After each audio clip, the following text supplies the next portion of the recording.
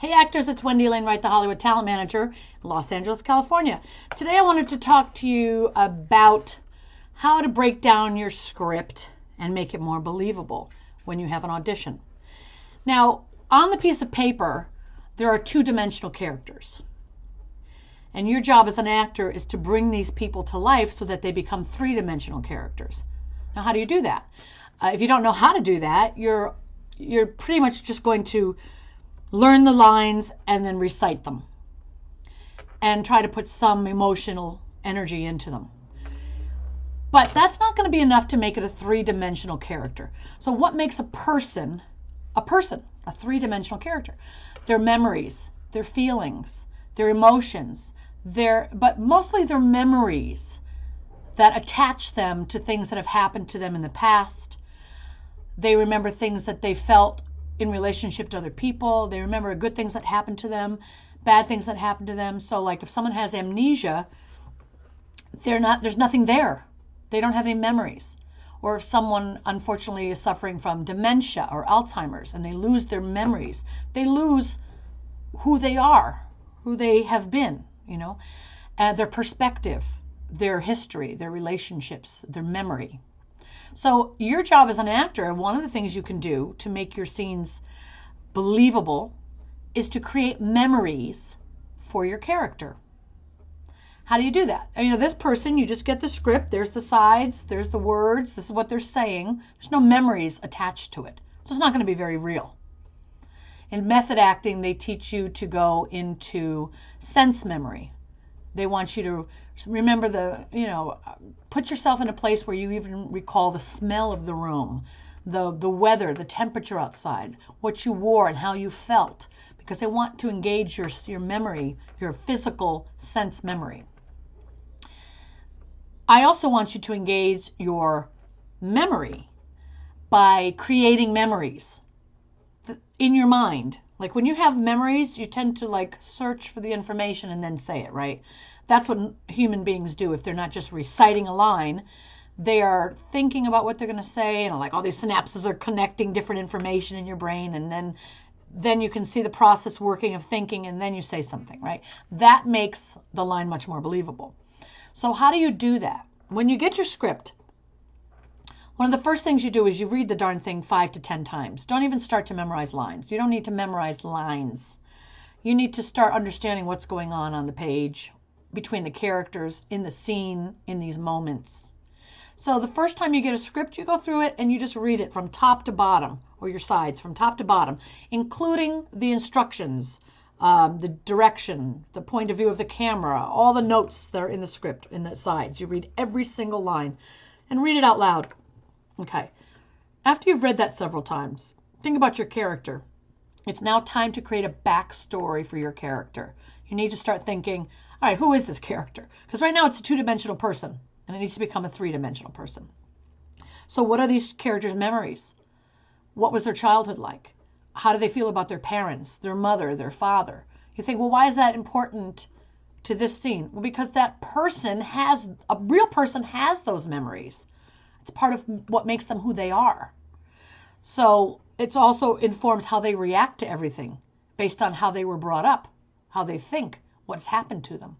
So you want to start making a backstory, and if it's not written in the script, you create it. It doesn't really matter if the choices are right. It matters if you know how to do this and make choices. Because a casting director or a director can always say, let's go a different direction and make this choice instead. But they need to see that you can create a three-dimensional character and that you know how to make choices.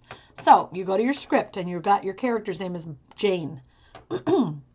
I like that name. I said Jane. I like that name, actually. So your character's name is Jane. Excuse me. Jane has a life previous to this moment in the script. She has friends. She has maybe a brother or sister. She has parents who've either been there for her or not.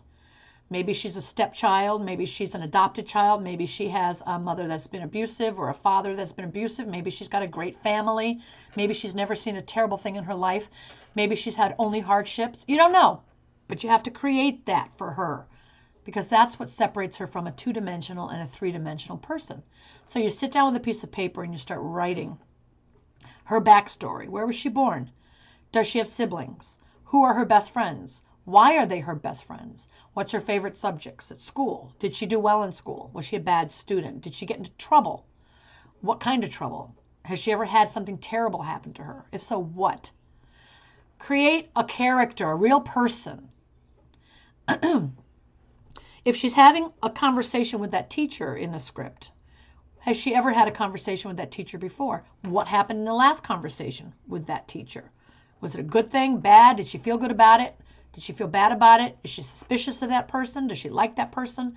If she's having a dialogue with a friend or a boyfriend or a husband or father, how does she feel about that person? What was the last few interactions they've had? What historically has happened between them? That informs how she feels about them right now. If you are talking to someone you hate, you're going to have a much different reaction to them than someone you love. If you're talking to someone that's screwed you over, kids could be watching, never stops me, but this time it does. If you're talking to someone who's screwed you over, that's going to have a completely different energy in you. You're going to look at them suspiciously. You may be hesitant. There's all kinds of stuff. If it's someone you trust with your life, that's a different experience, right? So you've got to make this stuff up. This is called making acting choices, you know. And then you've got to sit and think about that.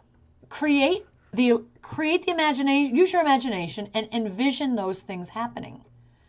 Envisioning that person screwing you over. How that felt. What they did. How it hurt you.